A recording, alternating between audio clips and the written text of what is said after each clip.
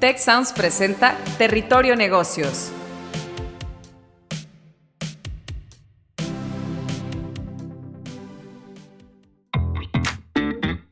Ahora entramos a Territorio Negocios. Un espacio de diálogo y reflexión sobre las nuevas tendencias y transformaciones de los negocios en México, América Latina y el mundo.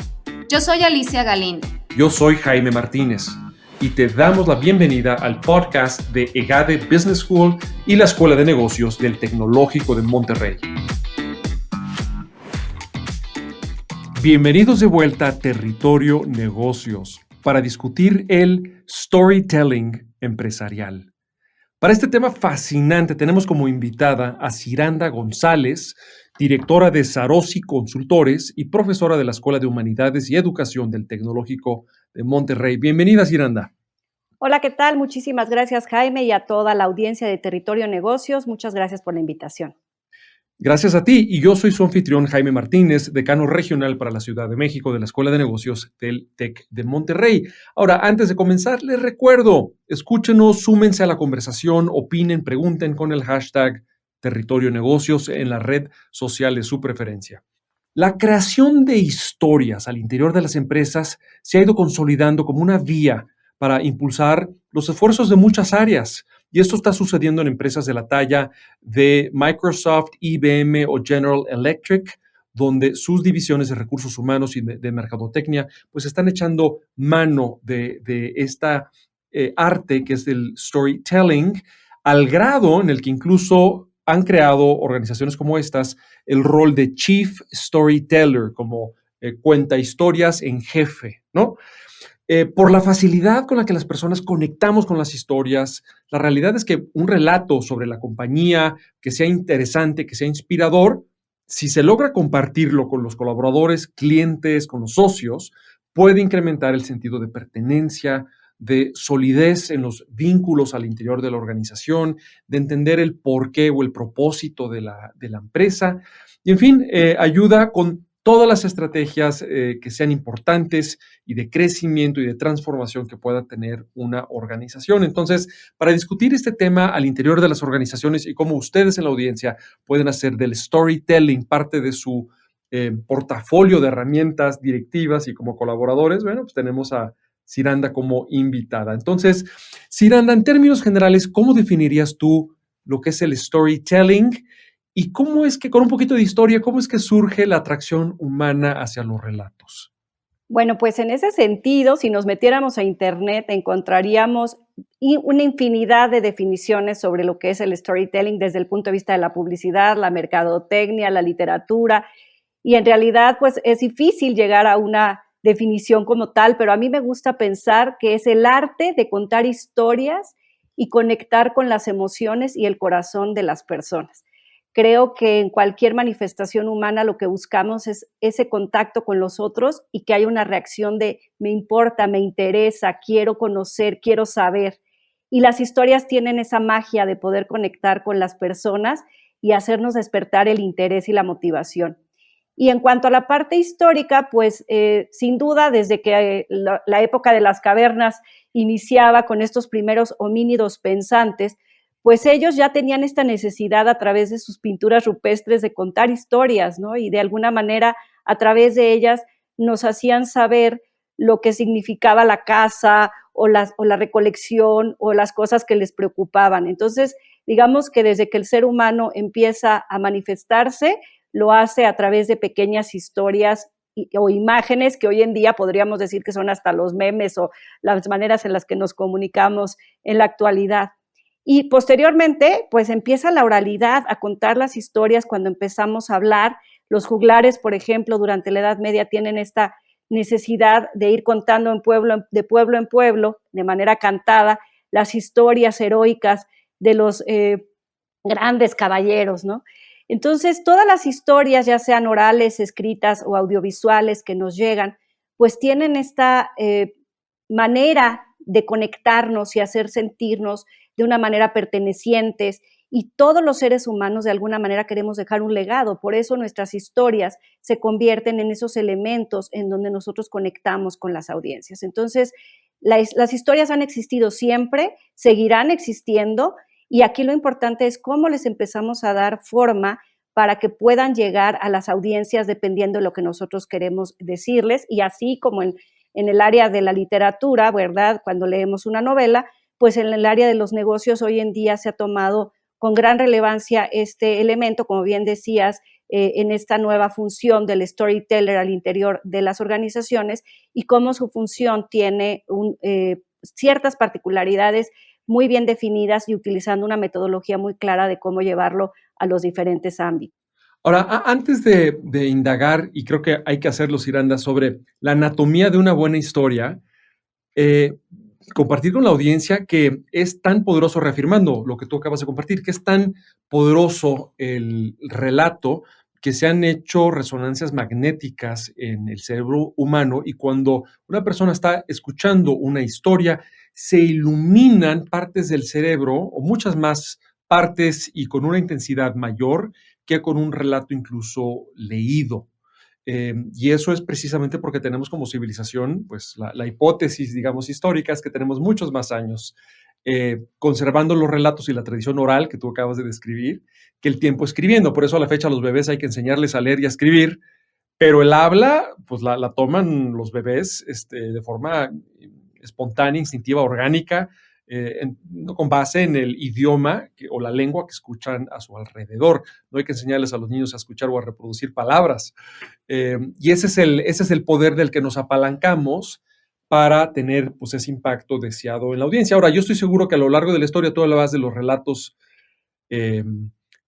mantenidos por los juglares y la tradición oral, ¿no? Los grandes textos comenzaron pues, siendo transferidos de boca en boca, la Ilíada, la Odisea, todas las historias, todos los libros del Antiguo Testamento, el Mahabharata, pero esos son los que se han preservado porque seguramente tenían componentes de la historia que las hacían historias sabrosas, historias memorables, ¿no? Con villanos y héroes o heroínas, ¿no? Entonces, con esto quiero llegar a mi segunda pregunta, es que, ¿qué elementos tiene o suele tener una historia que es interesante? Una historia que digamos que sí pasaría el filtro del tiempo y que sí ameritaría ser compartida de boca en boca. ¿Hay ingredientes básicos de una buena historia?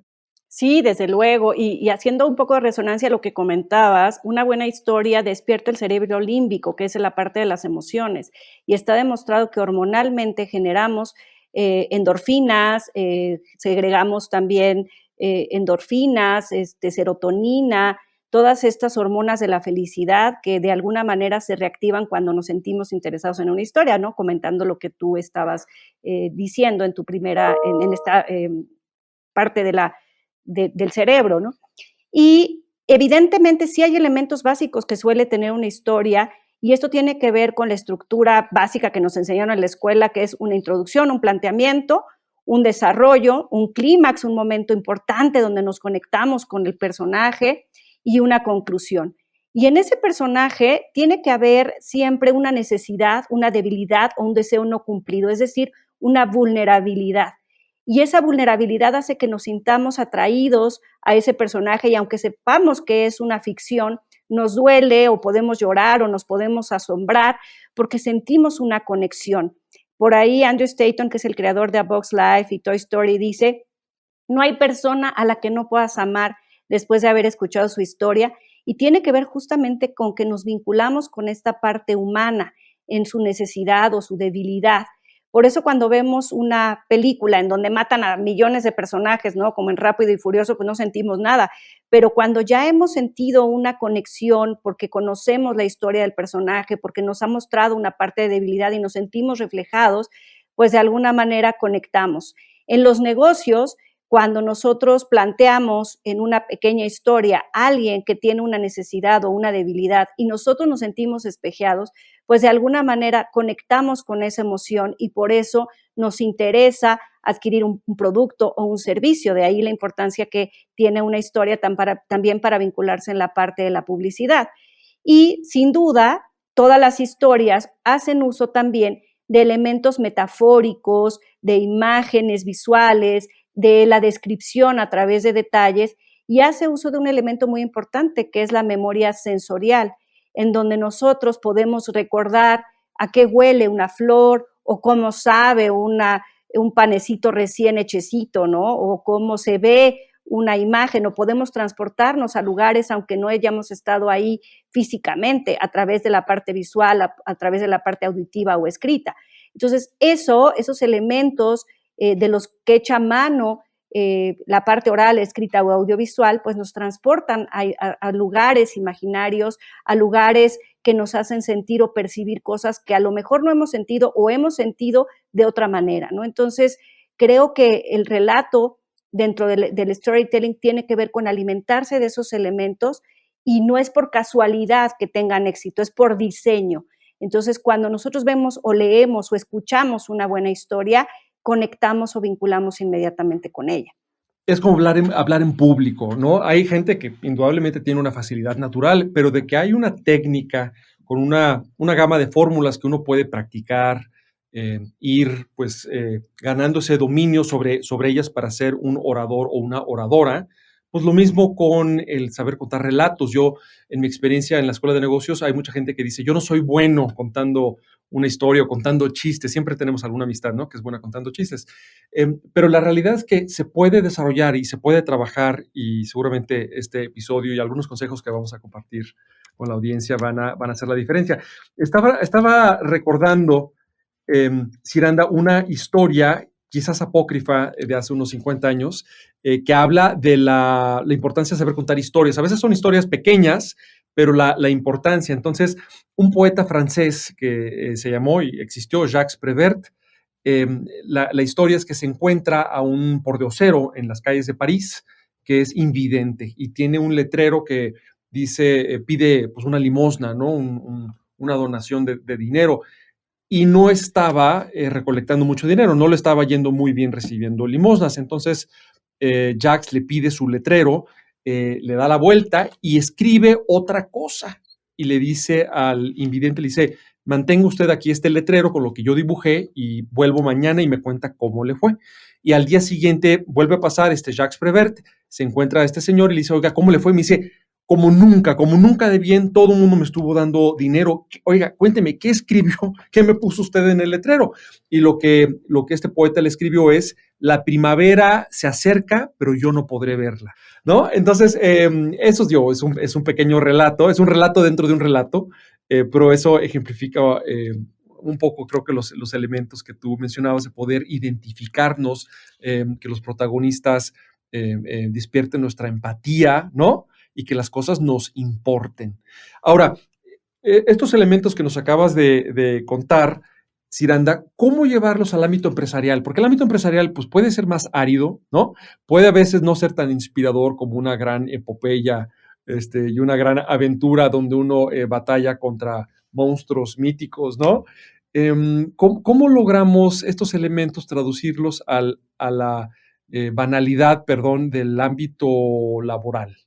Bien, pues antes de entrar en materia de lo que me compartes en esta pregunta, me gustó mucho la historia que compartes. Eso es una metaficción, que es una historia dentro de una historia. Y yo les digo a mis estudiantes que justo los memes son metaficciones, son pequeñas historias dentro de otra historia. Y si tú no conoces el contexto anterior, difícilmente vas a poderle dar una continuidad. Y muchas veces cuando doy cursos de storytelling me dicen, oye, pero los memes lo que hacen es pues degradar, ¿no? O burlarse de una minoría, y no necesariamente. Últimamente he utilizado esta técnica, de hecho, en clase, en utilizar las redes sociales como construcción de la paz, y hemos hecho memes en pro de los derechos humanos. Entonces también se vale jugar con eso, ¿no? Ese era como un pequeño paréntesis. Pero volviendo a la pregunta que me hacía sobre el mundo de los negocios, pues aquí hay muchas áreas en las que se está utilizando el storytelling como un elemento de vinculación entre la compañía, los clientes, los socios, los colaboradores. Y en ese sentido, pues te voy a nombrar cuatro áreas que puedo identificar muy importantes en donde se puede incidir con historias a través del storytelling. Y el primero de ellos, pues, es sin duda el entendimiento del cliente. Hoy en día se están haciendo más estudios etnográficos apoyados en las neurociencias del comportamiento y ya no tanto en las estadísticas. Anteriormente, pues encuestábamos a la gente y a través de esas encuestas se obtenía información de los mercados. Hoy en día se hace más a través de la observación directa y la interacción o la inmersión a través de entender la experiencia del consumidor. Y hace poco platicaba, de hecho, con la directora de HP en el área de Customer Experience, que me dice, este fue para mí pues un nuevo rol dentro de la compañía que antes no existía, y lo que estamos haciendo es justamente ya no tanto encuestas, sino observación de nuestros clientes para ver cómo reaccionan de manera oral y de manera no verbal a través de la interacción con nuestras plataformas, con nuestras computadoras, y hemos descubierto muchísimas cosas que antes no teníamos a través de entender sus historias, es decir, cómo están viviendo la experiencia. Lo mismo está haciendo, por ejemplo, Tiffany & Co., que está haciendo una nueva manera de abordar su modelo de negocios, y lo que están haciendo es que a través de las personas que llegan a comprar una joyita, las personas que están recibiéndolas, además de que pues las reciben con un protocolo de cómo estás, cómo ha ido tu día y darles pues un vasito con agua. La pregunta obligada es, ¿por qué nos visitas? ¿No? ¿Qué es lo que te atrae de este día a venir a nuestra tienda? Y ellos se dieron cuenta que ya la mayoría de las mujeres, por ejemplo, su aspiración ya no era casarse, sino obtener triunfos diferentes como ganar un premio o haberse titulado o haber empezado un doctorado.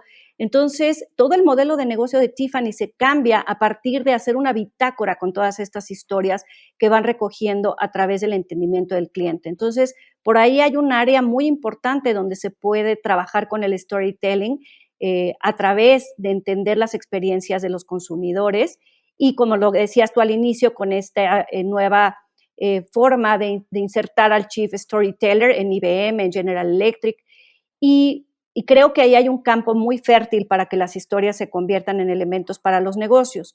En segundo lugar, pues está lo que se conoce como el data storytelling, donde hay muchísimo, muchísimo por explorar, y esto es cómo se convierten los datos en historias. Lo que hacemos es trabajar con el Big Data, encontrando estos hallazgos que nos puedan dar información importante sobre nuestros clientes y regresárselas.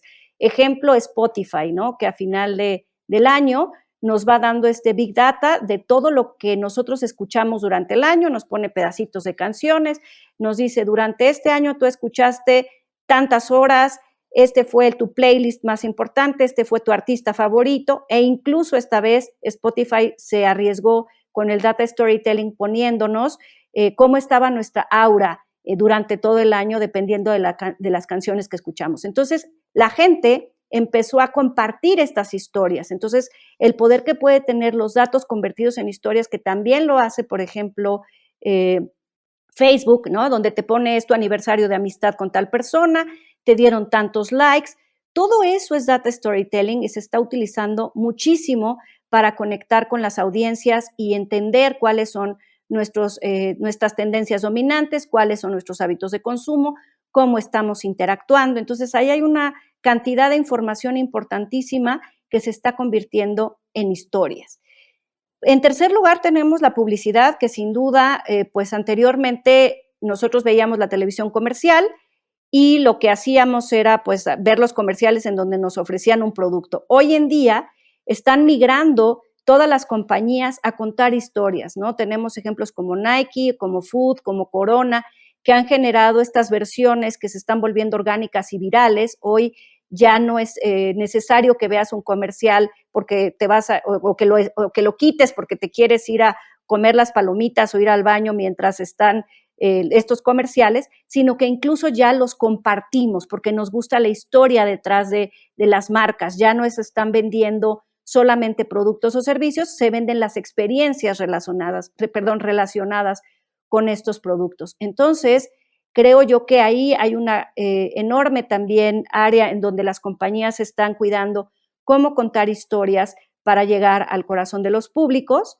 Y por último, y esta es como la más nueva y la que va a tener mayor impacto en los próximos 10 años, que será las experiencias inmersivas a través del metaverso. Y todo el metaverso se basa completamente en storytelling, en nuevas narrativas, a través de lo que se va a conocer como el multiverso. De hecho, Philip Kotler, en su libro de Mercadotecnia 5.0, le llama a estas experiencias aumentadas o mercadotecnia aumentada, en donde ya es una realidad que todos vamos a tener tanto nuestra vida cotidiana como nuestra vida extendida a través de estos avatar que vamos a tener y vamos a poder interactuar en tiempo real con otras personas en otras partes del mundo, y esas narrativas van a generar, pues a lo mejor la manera en la que nosotros vamos a vestir, a comprar muebles, a interactuar, y sin duda va a ser algo que plantea también ciertos dilemas éticos. El otro día que daba un curso de storytelling al respecto, me decía alguien, oye, ¿qué pasa con estas personas que van a tener a lo mejor su matrimonio, ¿no? Y que de repente van a tener a otra persona en el multiverso como su esposa o sus hijos. Y yo decía, pues sí, va a plantear muchas nuevas maneras, ¿no? De plantear estos dilemas éticos, pero la realidad es que estas historias llegaron para quedarse y que hay un ámbito, una tierra fértil enorme para trabajar en todo lo que tiene que ver con estos nuevos modelos de negocio. Ciranda, pues nos estás dando muchos ámbitos donde ya podemos empezar a practicar estas historias que, como tú decías, nos presentan a un protagonista o alguien con quien nos podemos identificar, haya un reto, una vulnerabilidad, un problema a resolver que nos importe, ¿no? Que despierte nuestra empatía. Aquí a mí me gusta, cuando platico también de este tema, al ser un entusiasta del storytelling, al igual que tú, Ciranda, en mis clases, pues me remonto incluso a Aristóteles, que Aristóteles hablaba de que todo buen relato debe tener logos, etos y patos. Logos, bueno, debe haber una lógica, como tú decías, una introducción, un desarrollo y una conclusión, que se entienda la historia, que no parezca de esas películas que luego hay saltos en el tiempo y uno ya no termina entendiendo qué sucedió primero, ¿no? Entonces, una secuencia lógica, pero también etos, que es pues ciertos valores. Oye, pues estamos aquí tratando de ayudar a la infancia, o estamos tratando de mejorar la vida de la gente, estamos tratando de mejorar o reparar el medio ambiente en nuestro país, en fin, valores sobre el por qué nos importan las cosas, y finalmente patos, que son pues, emociones, la emoción de sentirse relevante, la emoción de sentirse un agente del cambio, la emoción de la satisfacción de tener un trabajo que contribuye a mejorar el mundo, en fin, la parte de las emociones que también son un motor muy, muy importante. Ahora, no todas las historias pues tienen que ser estos grandes ejercicios discursivos donde tienes a la directora o el director dando un discurso delante de los colaboradores o delante de los clientes o delante de los inversionistas. Creo que estarás de acuerdo, Ciranda, que hay muchas oportunidades en el día a día para los microrelatos, ¿no? Que además creo que es una buena manera en la que podemos ir practicando, haciendo nuestros pininos en este arte de ser buenos relatores o storytellers. ¿Qué micro historias, qué micro relatos podemos estar ejercitando en el día a día de los corredores de la oficina o los corredores de Zoom, ¿no? Sí, me encantó lo que mencionabas de Aristóteles y voy a aprovechar también para hacer otro paréntesis importante. Creo que Aristóteles fue de esas personalidades que dejó huella 2500 años después, no solo a través de esto que mencionas del etos, patos y el logos, que es sin duda importantísimo para contar una buena historia, sino también los elementos que él hace acerca de la tragedia, ¿no? Y habla de la anagnórisis y de la catarsis. Y estos dos elementos fundamentales es cuando, por ejemplo, en una historia tenemos la verdad revelada y nos asombra, ¿no? Y es como cuando le dice Darth Vader a Luke Skywalker, yo soy tu padre, y en ese momento se revela una verdad, y cómo genera eso catarsis en el público y hace que nos emocionemos con una buena historia, y sin duda pues ese componente está ahí y debe de ser un elemento también que las historias aderezan y nos hacen sentir pues conectados con ellas, ¿no? El, Y el bueno, efecto, el efecto Agatha Christie, ¿no? De que se te revela al final de todo quién fue el asesino y ya todo, como que todo ya hace sentido, ¿no? Todo ya embona. así es. Perdón. Ajá. No, me encantó, qué bueno que lo traes a colación, porque sin duda eso es lo que hace que las historias nos tengan al filo de la butaca o que nos tengan conectados en un libro que no lo podemos dejar hasta el final, ¿no? Y bueno, lo que comentabas acerca de tu pregunta sobre estos microhistorias o lo que se puede hacer al interior de las organizaciones, pues sin duda creo que tenemos que ser congruentes e involucrar a todos dentro de la organización. A veces convivimos mucho más tiempo dentro de una empresa que con nuestras propias familias y ni siquiera sabemos cómo se llaman nuestros colaboradores o cuáles son sus historias. Entonces creo que algo bien importante es generar estos procesos de conexión con los demás que en las áreas de recursos humanos trabajen mucho en las áreas de trabajo y de inclusión y de team building. Hay, por ejemplo, muchas estrategias para hacerlo y el storytelling es una manera de lograrlo. Y yo siempre digo que el storytelling no viene solo, viene siempre acompañado a través de otras áreas y metodologías, como puede ser la gamificación o como puede ser también el Lego Serious Play, ¿no? Que tiene que ver con esto, o algunas otras actividades o cuestiones de incluso relación con los demás, ¿no? Entonces, en ese sentido, creo que las áreas de recursos humanos pueden promover valores, filosofía, identidad a través de estas estrategias de conexión y de interacción con los demás, conociendo un poco quiénes son, a qué se dedican, qué les gusta. Por eso también las empresas que han tenido mucho éxito en la actualidad son aquellas en donde hay un viernes casual, en donde la gente puede llevar hasta a sus perritos y pueden interactuar o jugar. ¿Por qué? Porque ahí es donde se da la oportunidad de que podamos compartir nuestras historias. También creo que es importante que las empresas no solamente se pongan esta etiqueta de ser socialmente responsables o sustentables o inclusivas o verdes, sino que verdaderamente las vivan en el interior y al exterior y que no solamente sean un sellito que ponen o un letrerito que ponen en su filosofía, sino que la gente lo experimente, lo viva y que lo externe hacia sus stakeholders y que todas sus narrativas sean congruentes con ello. Por eso, hoy en día también en storytelling se está trabajando en generar arquetipos, es decir, en donde la marca adopta cuál sería su arquetipo. Yo soy el sabio, soy el superhéroe o soy el ayudante. Y algo que yo siempre destaco cuando voy a dar cursos de storytelling a las empresas es que la empresa no tiene que ser el héroe, tiene que ser el acompañante, el maestro, tiene que ser a lo mejor el ayudante, ¿no? Y entonces pongo estos ejemplos de cómo el maestro Shifu o Yoda o Mr. Miyagi son estas personalidades que dentro de las películas ayudan o acompañan al protagonista. Entonces, aquí el protagonista tiene que ser el cliente, tiene que ser la persona más heroica, más que se sienta que puede lograr algo y es el que está en vulnerabilidad. Entonces, siguiendo esta idea de El viaje del héroe de Joseph Campbell, a quien tenemos que poner como héroe es precisamente como protagonista a ese cliente. Y nosotros como empresa tendríamos que ser el acompañante como Timón y Pumba o como todas estas personalidades del maestro, hablando de estas figuras arquetípicas, ¿no?